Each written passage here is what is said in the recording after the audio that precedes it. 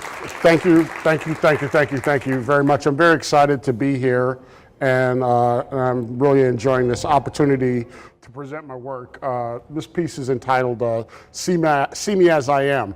That's actually a three-dimensional sculpture. That's not just like flat video. That's some of my projection mapping work, which we'll talk about a little later.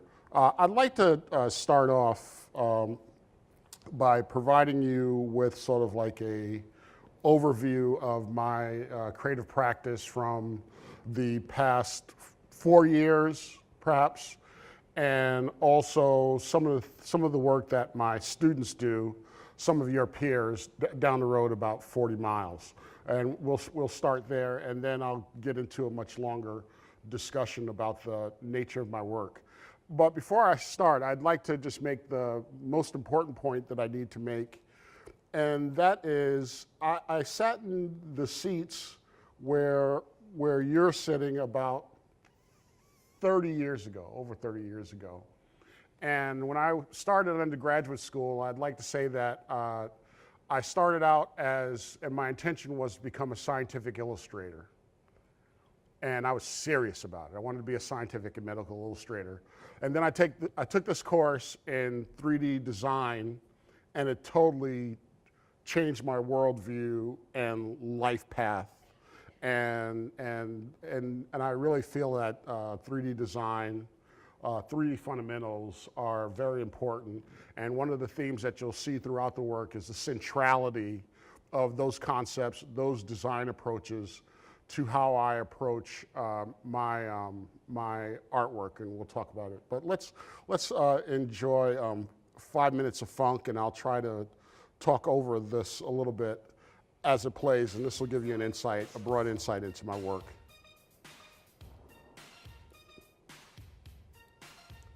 How many people familiar with Houdini? Yeah, I like that. This is a memorial that was done for the Gainesville Police Department.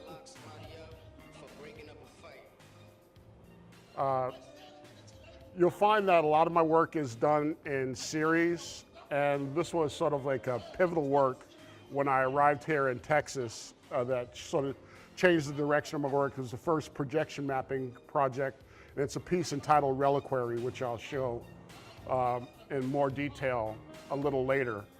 But one of the founding principles of working, especially when you work within the context of digital fabrication, is that when your work becomes data, when it becomes information, it can be expressed in many different types of materials at many different types of scales simultaneously. And that's one of the themes that you'll see throughout the work, so that something that was created as a 3D print could also be something that's used for projection mapping, can also be something that's a laser engraving, and that opens up a world of creative possibilities that I never knew of, and I'm constantly coming to grips and dealing with this concept of the simultaneity of scale, the flexibility of materials, and actually the same file was used to do this work here on the Omni Hotel. And so I like to do things at a lot of different scales. Some things are small, fit in your hands, and like this, some works are actually at the civic scale. But at whatever scale you work, there's always this participatory design aspect to the work. Another thing important to working in digital fabrication is this notion of the communal build, working with other people to build and to engage in a building process. And it's one of the distinguishing characteristics of doing work in the area of digital fabrication, where you can involve people who may not have extensive experience in building things in the actual creative process. And it's a wonderful, liberating, and sometimes transformative thing that you recognize when you do work in digital fabrication. Also, sometimes we design tools, parametric modeling tools, to actually help us iterate through our design process. And it provides an opportunity to explore different types of and senses of materiality, which is really important. Now we're going to transition into some of the work that my students do. And yeah, we burn things. But this is actually an interesting process where we use the laser cutting process to make an armature, build a sculpture over it, and then burn that out. But as I like to say, I am proudly a knuckle-dragging sculptor who likes to be dirty all the time, but I'm also a computer nerd.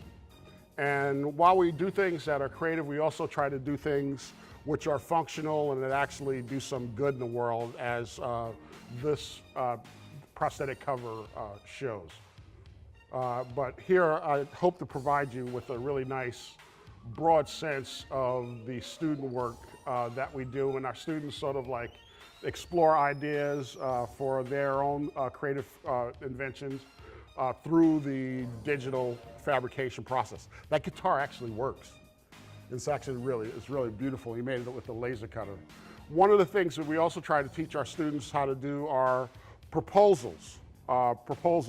Because you might not be able to make all the sculptures that you want to make, but you could certainly build the maquettes and create proposals for them, because that's another way that we engage the design process. This was a large project that we did together with multi-Grammy award-winning artist Terrence Blanchard this past spring. We actually created sort of a interactive sound and light experience. And as you can see, the animation is totally reactive to the music that they produce. And we're going to be adding, and I'll show you an image from a proposal a little later, where we're going to be adding a dancer to the mix of this experience. But this project we did with some of my students, and very proud of it. Oops. My 5 minutes are over. Okay. Now we can start at a slightly slower pace and talk about the work. As an artist, thematically, my work runs on two distinct tracks as I can see it, and probably there's somebody that's a little more objective that would see it a wholly different way. And there's the work that I do in my studio that's totally driven by issues that I'm concerned about, and the issues are usually broken down into process, material related things, and also thematic related things. Some of the themes that I deal with are the intersection of traditional African and African American sort of cultural sort of influences, and how those things are reinterpreted in a modern context. And oftentimes as an artist, the way that we resolve those things is by working through series. And in this case, this is sort of my Black Mangrove series, where I've developed this icon that's a symbol of growth, resilience, and power. And those are some of the themes that you'll see in my work.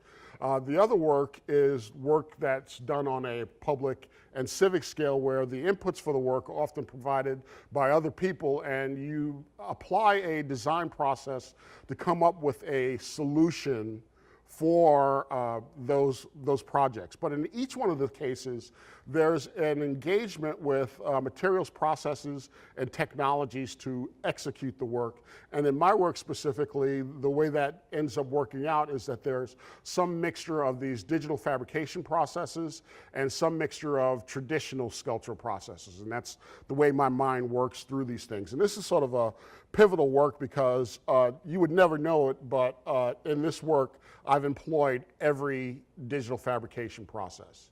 The armature underneath this was done using laser cutting, and it was covered in epoxy and stamped to create simulated texture. The base that you see here was CNC milled, and the pieces that you see here, I guess I should be using a pointer for that. Pointer action? Laser. Yeah. So that's sort of like laser cutting, CNC milled, these areas right here, and these were all 3D printed.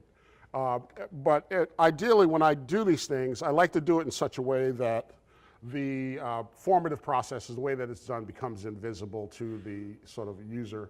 And here, this work reflects some of my exploration of 3D printing as it relates to bronze casting, and using 3D printing as an intermediary process in bronze casting through my Black Mangrove series, and the work itself adopts the iconography of Nkande figures from the Congo in the work. But you can see how it moves.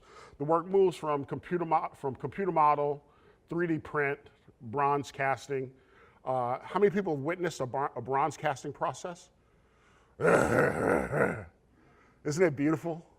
Yeah, it's nothing like it. Nothing like pouring grease. And then ultimately the finished work. And it's really exciting.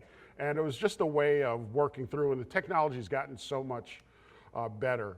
And here you can see what we talked about earlier, this notion of the simultaneity of scale, the exploration of different sort of material processes. Here are sort of like the 3D printed artworks, and this was created using a scanner, and then through some mold work, we were able to make copies of the pieces. This is prep for a glass process right here, casting in glass, which we see here.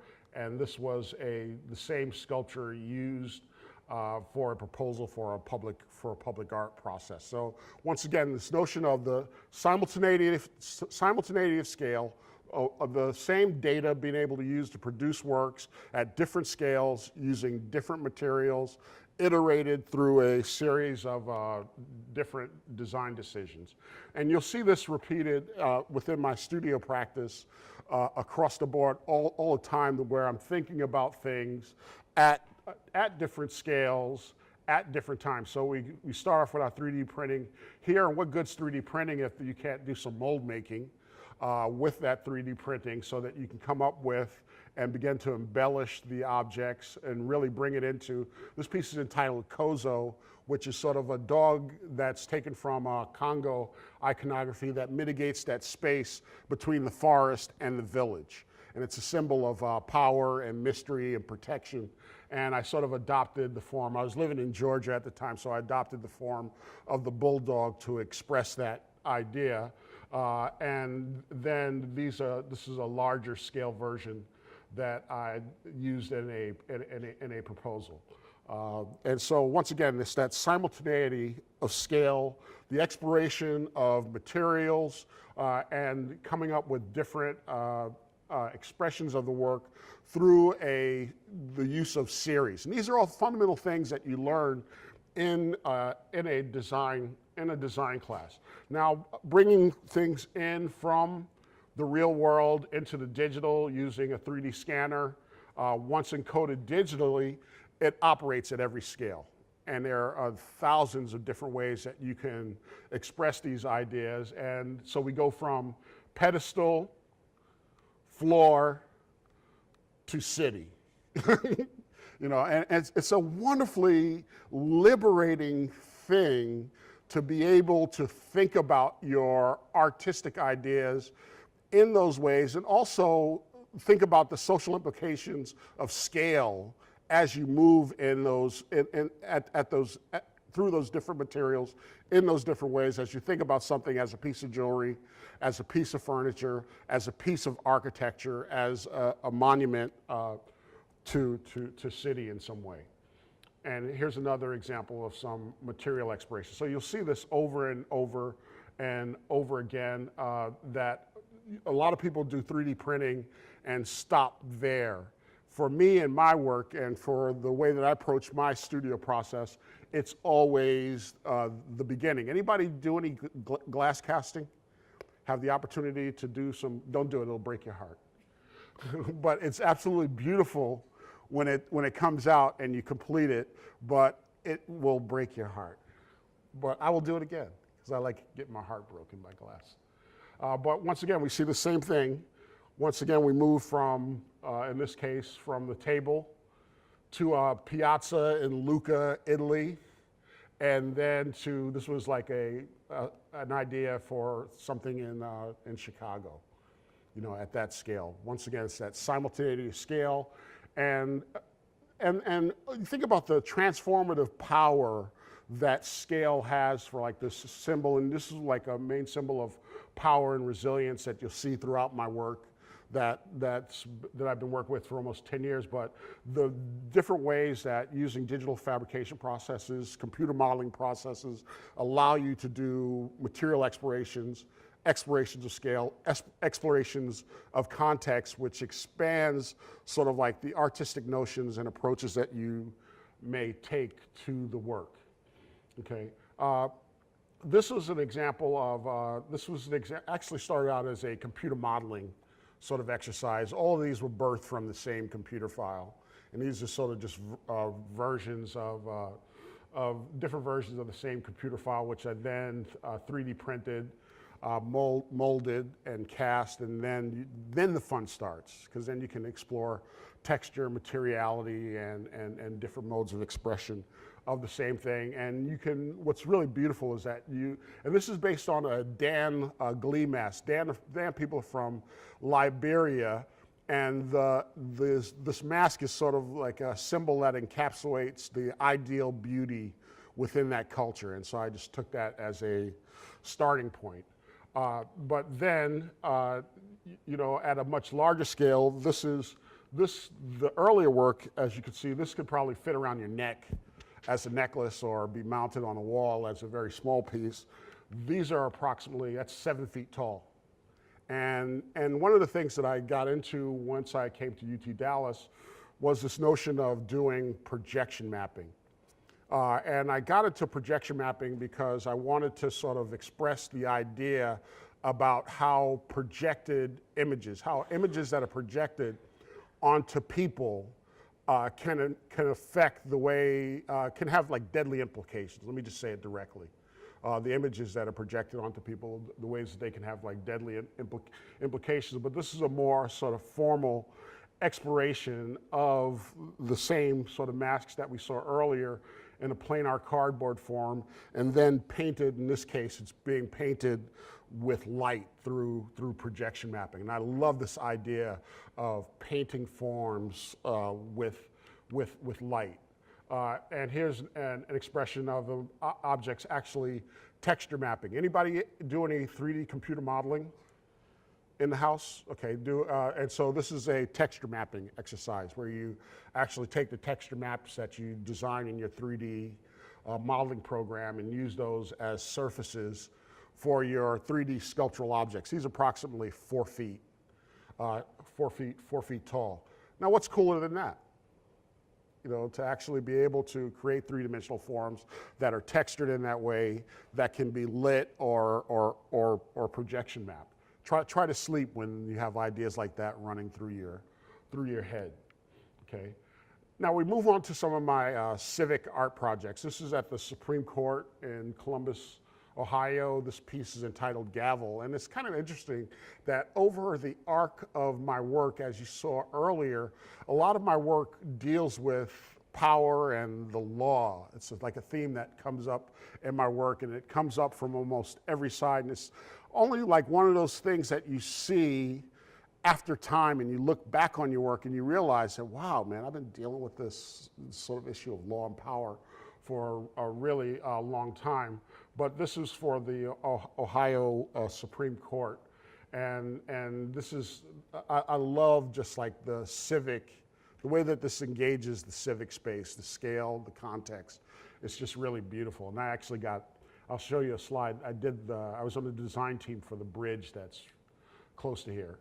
This piece was Follow the Drinking Gourd. Follow the Drinking Gourd is a song that encoded a language that Africans used to travel north in the pre-antebellum period, and it showed them, gave them directions for how to get north from the south. And this piece was located in the north-facing atrium at the Jepson Museum in Savannah, Georgia.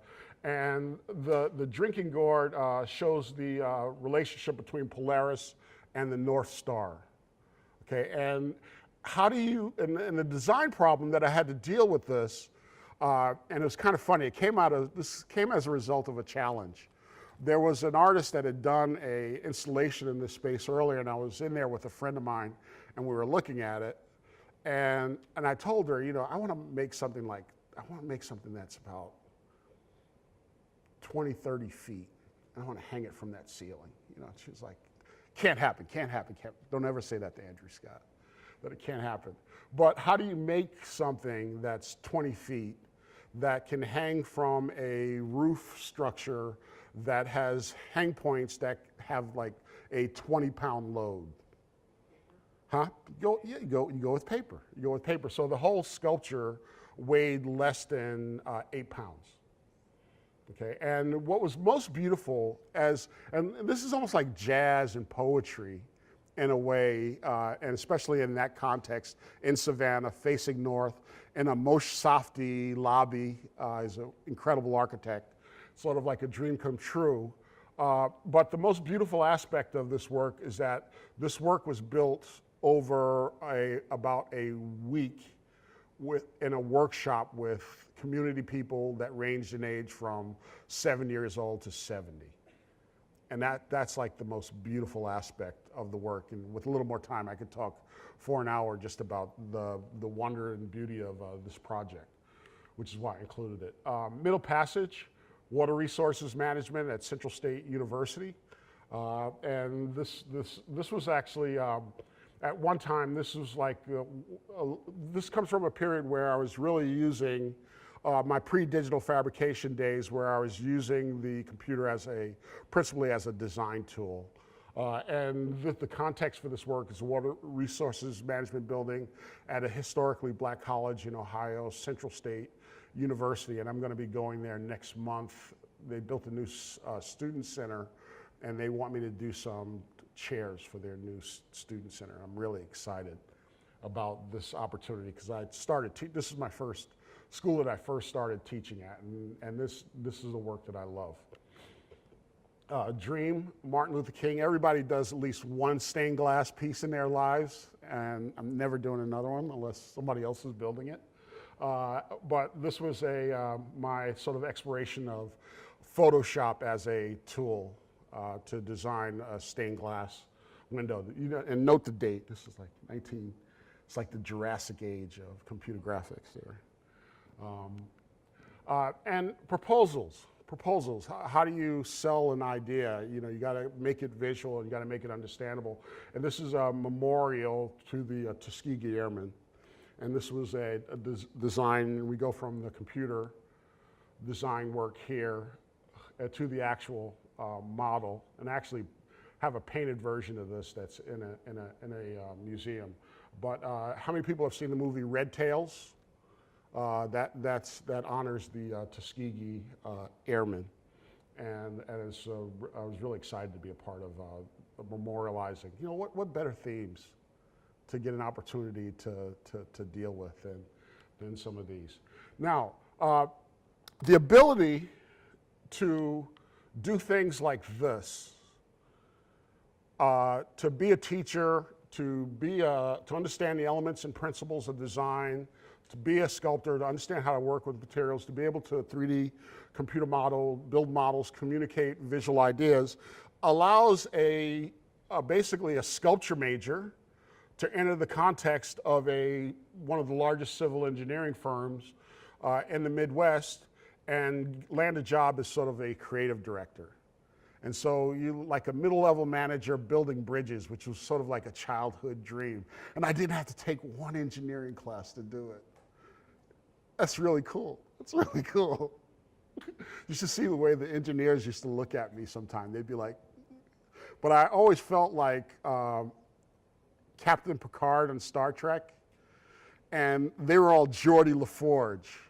And I just sat back in my chair with my window, the fastest computer in the company, and I'd just say, make it so, Geordie. Come up with the ideas and go, make it so, Geordie, and they would make it so. But for about 5 years, I built bridges, and it was the coolest thing ever to be able to, sit down at a meeting after you do a public interaction meeting, and you present these proposals, and they decide which one they want to go with, and you're sitting down with a colleague, and you're like, 5 years from now, man, it's going to be like this bridge in downtown Dayton that we designed. I'm just a kid from Brooklyn. And here's another one. And actually, this one I'm really proud of. That was like the first and last project that I worked on at the engineering firm. This is actually it's Rich Street Bridge in Columbus, Ohio, and right over here, in this area right here, my gavel is right over there. So that's like my block. I got that locked down right there.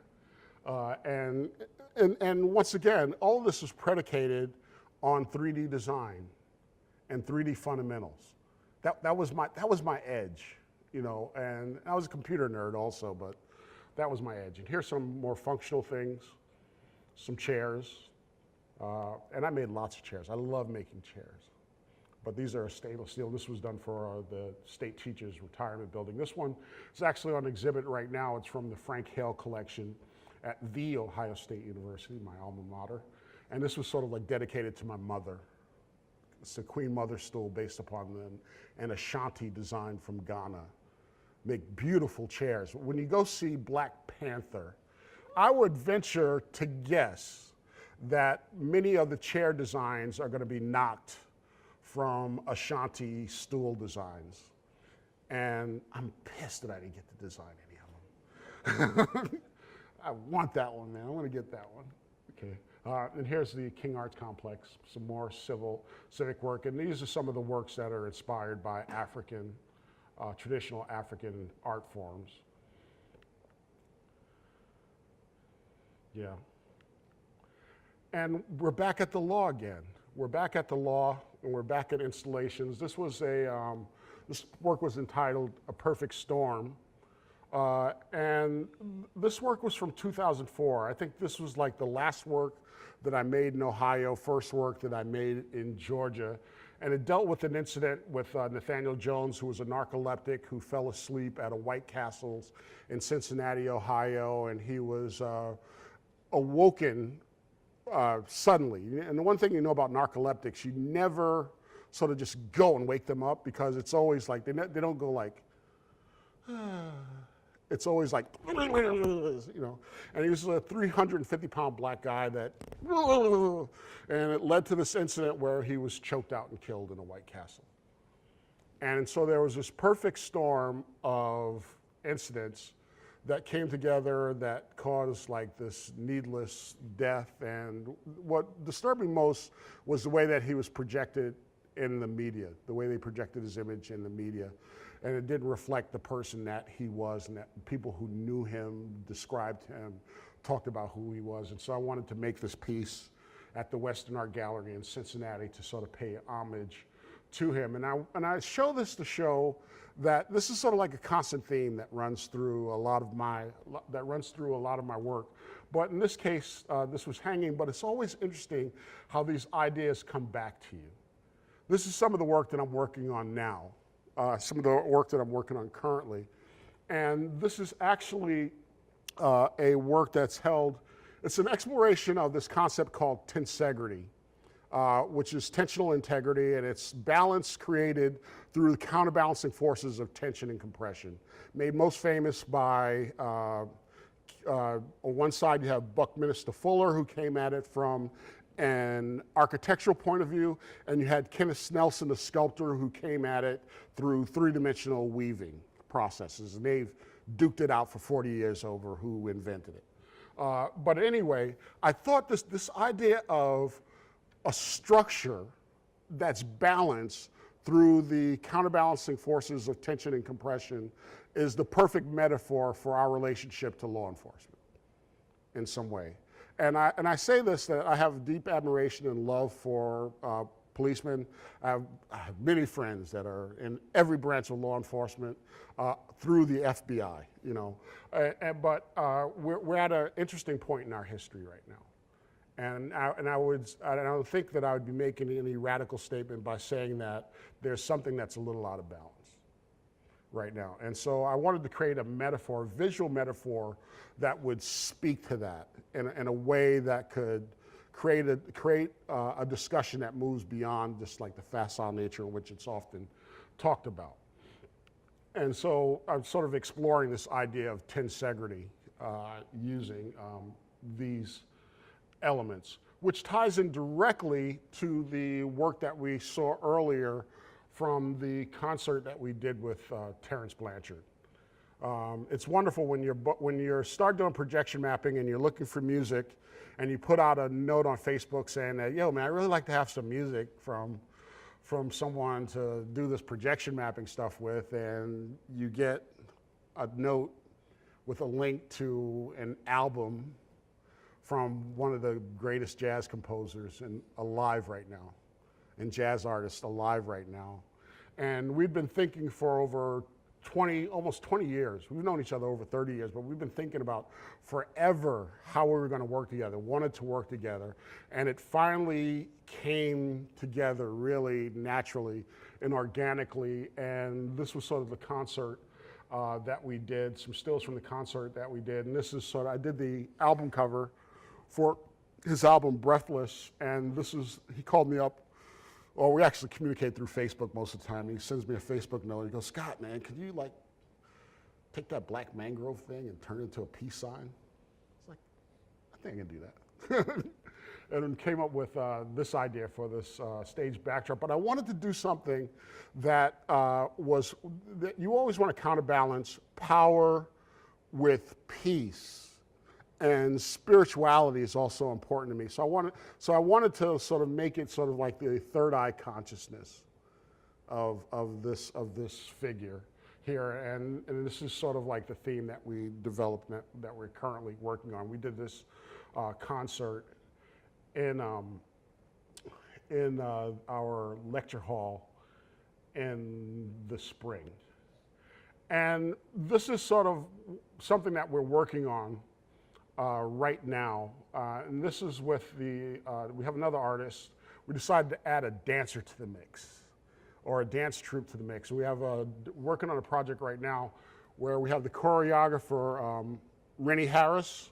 He's out of Philadelphia, and he does this stuff called Pure Movement, and he has a dance troupe, and this is sort of a quick concept. This is like a sketch for me, which sort of shows sort of like a stage setup for like a concert that we would want to do it. And the sculptures that you see there would be stage props for the dance performance. And the dancers would actually move and interact with the objects as the jazz music's playing live and as the projection mapped animation is playing.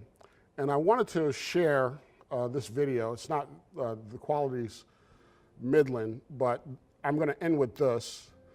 This is some video from our performance.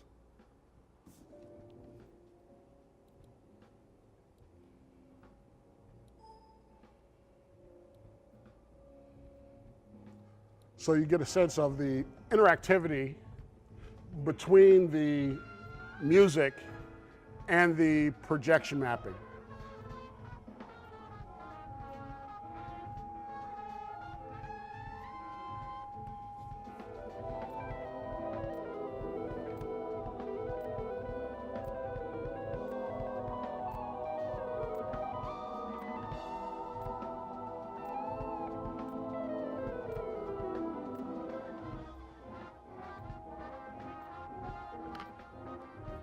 Step back. Got feedback.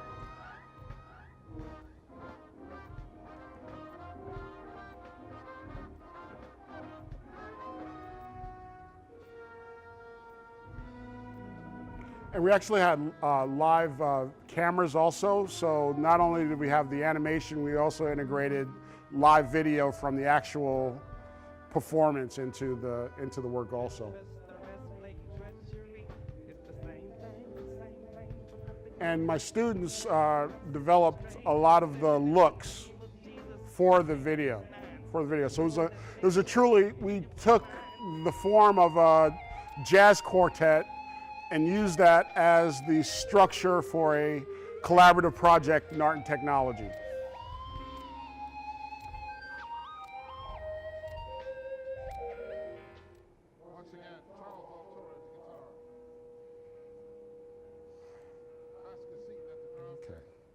I'm going to stop that there. And I think we've reached the end. I wanted to make sure that I left some time for questions. How did I do on my time? Dead on. Right on, brother. I want to stop right there because I'd want to make sure that I left time to perhaps answer some questions that you may have. Okay. And let me just mute this down. And while we're asking questions, I'm going to turn the sound down, and I'm just going to play this in the background while we're answering questions. Back away from there. Okay. Questions? What programs were you using to create your 3D models? Like 3D Studio Max or Maya? Woo! My philosophy. Okay. If you took a digital fabrication class with Professor Scott, first day of class, I tell my students, this is our mantra. We don't care nothing about programs. It's all about the file formats, baby. And because you have to develop, when you do digital fabrication, you have to develop a file format aesthetic, okay? Now, as I said, I've been at this game for about 30 years, okay? I remember when Photoshop fit on a floppy disk and was black and white, okay? So I roll kind of deep. I'm what you call an OG to this thing. So, for most of the work that you see here, Maya, Rhino, there's scanning software. It's like whatever it takes.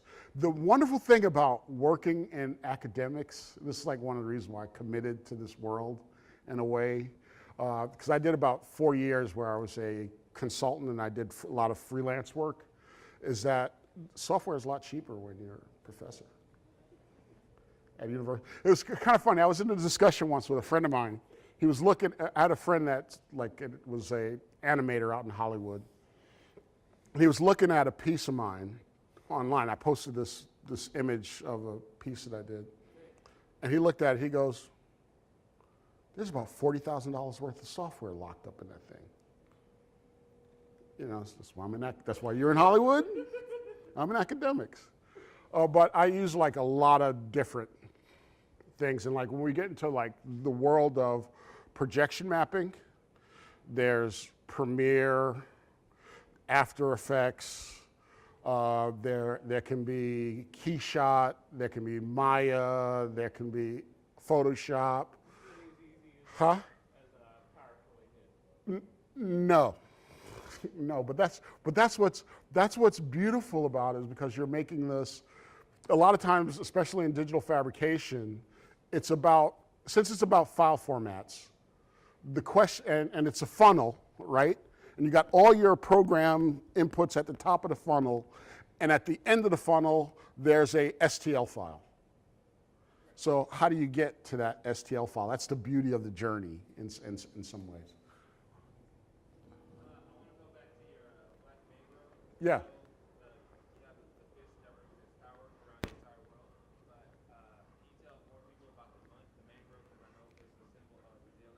Yes. Thank you very much. The mangroves are a very important plant because it negotiates that space between the ocean and the land in many ways, and it's very important. It grows equatorially all across the world. It follows an equatorial line all across the world, and it's very important for things like soil erosion, also traps nutrients, which a lot of animals use. And because it's negotiated this space between the ocean and the land, the marsh and the land, there's a lot of like very interesting things about the plant which makes it special. And let me go back to this image to contextualize the discussion here. And that was, I'm so happy that you asked that question, because now I get to go deep with it. And let me go back to the top. Now, this is entitled Black Mangrove. Now, one of the things that are really cool about the black mangrove it has these things right here. And a black mangrove tree, right, those would be called pneumatophores. Pneumatophores. And the pneumatophores actually grow up out of the ground, out of the marsh area, and they actually breathe for the tree. The black mangrove is really cool because it actually secretes salt through its leaves, so it sweats in a way, and it secretes salt. And it's a very important plant, and it's very resilient, and it's very powerful, which is why I wanted to use it as a symbol of power and resilience. It also has these sort of like tap roots that grow in this manner. If you go to my Flickr site, I have some images of them on my Flickr site, and you also see this is like a really small snapshot of the work. Like I've tons of these pieces. But did I answer? Did I address your question? Was there another? So are you talking about any pieces pertaining to what happened in like Charlottesville, Puerto Rico, or anything else in that matter? It's hard to sleep. It's very hard to sleep. And yes, I'm coming up with some new work, like the whole like tensegrity series. I've been at that I started some drawings this summer, started the work this fall. I'm about 10 models deep into that series, but it doesn't even count until you get to like 20 or 30, because my general artistic philosophy is that I like to throw away about 70% of what I do, because I want to be like a 300 hitter in baseball. And I know that if I'm failing 70% of the time, that I'm on a really good track, you know. So that's really important. Yeah, but and the question is how do you use art and technology in a way that creates ideas that are worthy of the process, that are worthy of like sort of like the processes that you use to create the work, the materials that you use to create the work. How do you contextualize those in place so that it creates a dialogue that could memorialize and sort of provoke the sort of discussion that moves those ideas forward? Because I just don't want to scream in the middle of a room. I want people to think. And I want to, and which is why, like, I did the memorial for the Gainesville Police Department, where I was dealing with and honoring police officers that died in the line of duty, and it like almost reflexively provoked me to have to deal with sort of like the other side of the equation, and you can honor both, and you can move through both, and in some of the work I've contextualized both fallen police officers with unarmed people that have died as a result of interactions with the police, so that we can, and I think an installation is how it has to happen, so that you engage both ideas at the same time and have to address and talk about it all. And it's really important in the work that Terrence's album Breathless, and the work that we did for Caravan that we're working on currently. Breathless was inspired by Eric Garner's "I Can't Breathe" phrase. The whole album was inspired by that. The Caravan album was recorded live in New Orleans, in Minneapolis, Philando Castillo, New York, Eric Garner, and here in Dallas to honor the police officers who were killed in the incident last summer, not this previous summer, but the summer before. And so these issues are important, you know, and it needs to provoke. And the interesting thing, in sculpture alone, I don't think that I could make the statements that I'd want to make about these things. Sculpture with animated projection mapped images, we can get there. We can get there. We should take the conversation outside. Yeah, okay, now it's time to go? Yeah. Yeah, So cool. please, thank you so much. Yeah.